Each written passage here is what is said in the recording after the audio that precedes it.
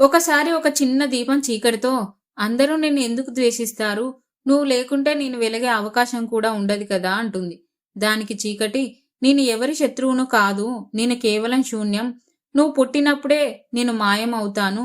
నేను ఉండడం వల్లే నీ వెలుగు విలువ తెలుస్తుంది అంటుంది.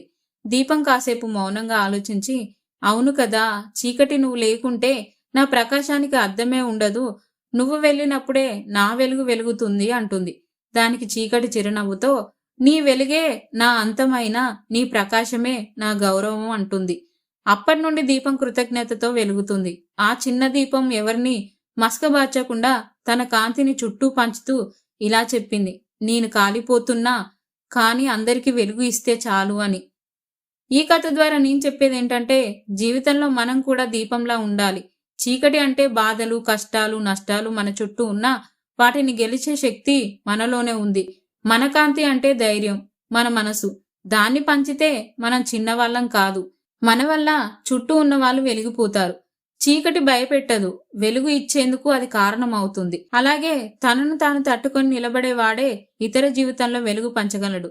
Please like, share, subscribe.